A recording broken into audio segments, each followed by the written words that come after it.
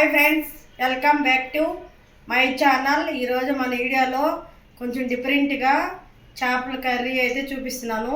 Sunday కదండి, స్పెషల్గా మా ఆయన దగ్గర అయితే చేసి చూపిస్తున్నాను. ఈ చేపలు అయితే 2 కేజీలు ఉన్నాయి. ఇట్లా కట్ చేయించుకొని వచ్చాడు. మనము అట్లాగే చేయకూడదు, మరే కొంచెము ఉప్పు వేసుకోవాలి. దీంట్లో నిమ్మకాయ కూడా ఆపు దెబ్బ ఇట్లా పిండుకుంటే చేపలు అయితే తెల్లగా వస్తాయి.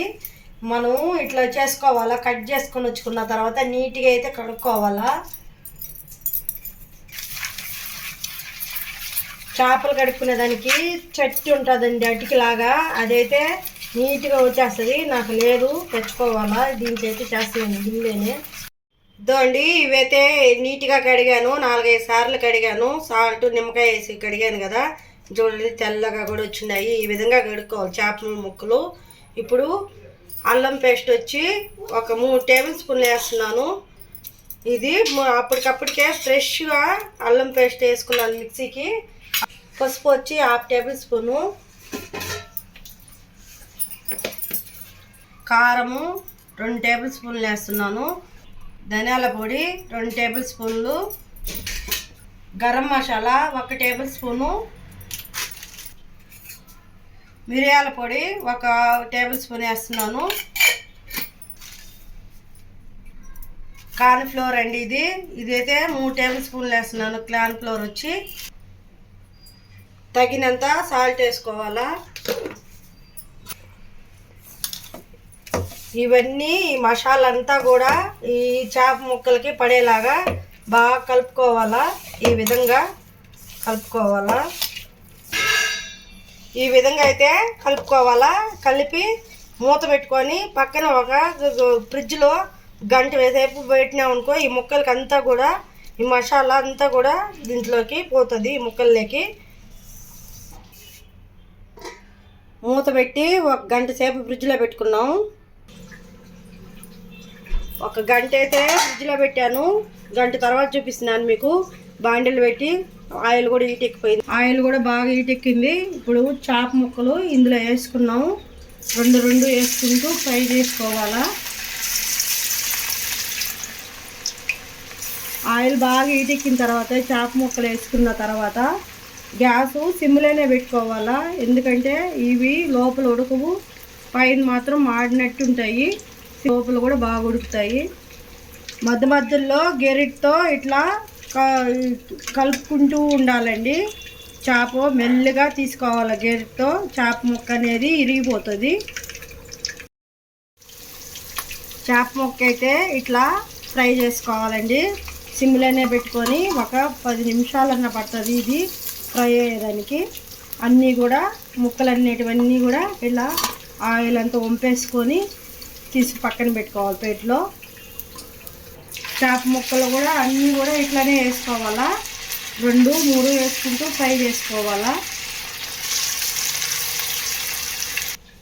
చేపలు అక్కడ ఫ్రై అవుతూ ఉంటాయి. ఈ కర్రీ కోసము ఆనియన్స్ చిన్నవి కాబట్టి నేను ఒక 1/2 కేజీ ఉంటే తీసుకున్నాను. టమాటాలు ఒక 4, పచ్చిమిర్చి ఒక 4 ఈ సన్నగా కట్ చేసుకున్నాం. ఇటు పక్క ఫ్రై అవుతూ ఉంటుంది. ఇటు పక్క అయితే బాండ్లు పెట్టాను. ఎందుకంటే టమాటా పెట్టుకున్నామని, పోపు పెట్టుకున్నామని బాండ్లు పెట్టుకున్నాను. మనం చేపలు ఫ్రై చేసాం కదా, ఆ ఆయిలే దీంట్లో వేసుకున్నాము. ఎందుకంటే ఈ ఆయిల్ మళ్ళీ ఏ కర్రీలో వేసుకోలేము కదా. ఈ చేపలకి ఎగ్కి అట్లా వాడుకోవచ్చు. పక్కన పెట్టుకుంటా. దీంట్లో అయితే కొంచెము ఆయిల్ పోస్తున్నాను. ఒక 5-6 టేబుల్ స్పూన్లు ఆయిల్ అయితే వేస్తున్నాను. ఆవాలు వచ్చి 1 టేబుల్ స్పూను, జీలకర్ర వచ్చి 1/2 టేబుల్ స్పూను. ఇవి కొంచెం ఫ్రై అయిన తర్వాత పచ్చిమిర్చి ఒక 4 పచ్చిమిర్చి కట్ చేసుకున్నాను. ఆనియన్స్ అయితే ఇట్లా కట్ చేయాలండి. ఈ విధంగా కట్ చేసుకోవాలా. ఆనియన్ కూడా ఇందులో వేసుకున్నాం. బాగా ఫ్రై చేసుకోవాలి ఆనియన్. ఇదండి అన్నీ కూడా ఇట్లా నాకైతే ఫ్రై అయిపోయాయి. ఈ ఫ్రై చేసేదానికి గంట టైం పట్టింది. ఎందుకంటే సిమ్లోనే ఫ్రై చేసుకుంటాం కదా. ఫ్రై ముక్కలు ఇట్లా అయినా కూడా ఫ్రై ముక్కలు అన్నంలోకి ఏదైనా కర్రీ పప్పుచారు కానీ, మనం చేపల పులుసు కానీ దాంట్లో ఇట్లా ముక్కలు కూడా ఇట్లా ఫ్రై నంచుకొని తినొచ్చు. కానీ బ్యాచిలర్స్ ఉంటారు కదా, వాళ్ళు కర్రీ చేసుకోలేరు కాబట్టి వాళ్ళకి ఒక సింపుల్గా చేసుకునే కర్రీ మా ఆయన అయితే రూమ్లో ఉన్నప్పుడు ఇట్లా చేసుకునేవాడంట. అందుకని ఆయన ఇట్లా ట్రై చేస్తున్నాడు. ఇవైతే పప్పుచారులకైనా వేసుకొని తినొచ్చని ఇవైతే పక్కన అయితే పెడుతున్నాను. ఇవైతే కర్రీ అయితే చేస్తున్నాము. కరివేపాకు కొంచెం వేసుకొని ఆనియన్స్ అయితే బాగా మగ్గిపోయాయి. ఈ టమాటా కూడా బాగా మగ్గనిచ్చాలా. టమాటా తొందరగా మగ్గిపోవాలంటే 1 టేబుల్ స్పూన్ వచ్చి పసుపు వేసాను. చేప ముక్కల్లోనే ముందుగానే, కానీ దీంట్లో కొంచెమే వేసుకోవాలి. సాల్ట్ చూసుకొని వేసుకోవాలి. సాల్ట్ కొద్దిగా వేసాను. ఆ చేప ముక్కలకు ఆల్రెడీ ఉప్పు పట్టిపోయినాయి కాబట్టి కొంచెం వేసాను. దీంట్లో టమాటా ముక్కలు అనేటివి బాగా మగ్గిపోవాలండి. టమాటాలు బాగా మగ్గిన తర్వాత అల్లం పేస్ట్ 1 టేబుల్ స్పూన్ వేసుకుని ఇది కూడా కొంచెం బాగా ఫ్రై చేసుకున్నాము. ఆల్రెడీ దాంట్లో కారం వేసాము కాబట్టి 1 టేబుల్ స్పూన్ వేస్తున్నాను. మళ్ళీ పచ్చిమిర్చి కూడా వేసాము కదా, కొంచెం ఘాటుగా ఉంటేనే బాగుంటుంది కర్రీ. అది ధనియాల పొడి 1 టేబుల్ స్పూను, కారం 1 టేబుల్ స్పూన్ వేసిన తర్వాత కొంచెం బాగా ఫ్రై చేసుకోవాలా. ఈ విధంగా 1 టేబుల్ స్పూన్ గరం మసాలా వేస్తున్నాను. కొంచెం బాగా ఫ్రై చేసుకోవాలా. ఇవన్నీ బాగా ఫ్రై అయిన తర్వాత 1 గ్లాస్ అయితే వాటర్ పోస్తున్నాను. ముక్కలు ఆల్రెడీ ఉడికిపోయాయి కాబట్టి 1 గ్లాస్ పోసుకుంటే, మనకి గ్రేవీ కావాలంటే ఇంకో కొన్ని కూడా పోసుకోవచ్చు. పెద్ద గ్లాస్తో 1.5 గ్లాస్ అయితే పోసాను. మనకి ఎక్కువ గ్రేవీ కావాలనుకుంటే ఎక్కువ అయినా వాటర్ పోసుకోవచ్చు. ఎక్కువ గ్రేవీ ఏం బాగుండు, ఇట్లా చిక్కగా ఉంటేనే బాగుంటుంది గ్రేవీ.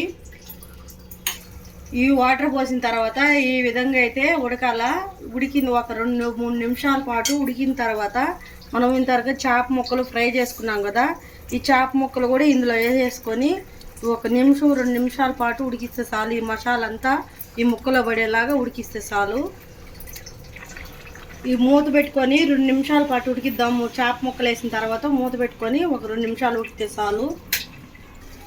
ఉడికిపోయిందండి. 2 నిమిషాలు అయితే అయింది. నాకు రెడీ అయిపోయింది కూర అయితే. లాస్ట్లో కొత్తిమీర వేసుకోవటమే. ఇంతేనండి. ఈ 1 బౌల్లోకి గ్యాస్ బంద్ చేసేసుకొని 1 బౌల్లోకి తీసేసుకున్నాం. అంతేనండి, రెడీ అయిపోయింది. ఇది టమాటా వేసి చేసాం కదా కర్రీ. బ్యాచిలర్స్ కూడా ఇట్లా చేసుకొని తినొచ్చు, సూపర్గా ఉంటుంది. ఇప్పుడు ఇది ఫ్రై చేసాం కదండి, ఇది పప్పుచారులకైనా చేపల పులుసులకైనా వేసుకోవచ్చు. 2 కేజీలు చేపలు తెచ్చామన్నాం కదా, పులుసు కూడా పెట్టాను. తలకాయలు తోకలు ఉంటాయి కదా, అవి వేస్ట్ చేయకుండా పులుసు కూడా పెట్టాను. ఇదేనండి, రెడీ అయిపోయింది. మీరు కూడా ఒకసారి ఇలా ట్రై చేసి చూడండి. మీకు ఎలా కుదిరిందో మాకు ఒకసారి కామెంట్ పెట్టండి. వీడియో కానీ మీకు నచ్చినట్లయితే ప్లీజ్ అండి సబ్స్క్రైబ్ అండి, ఇవ్వండి.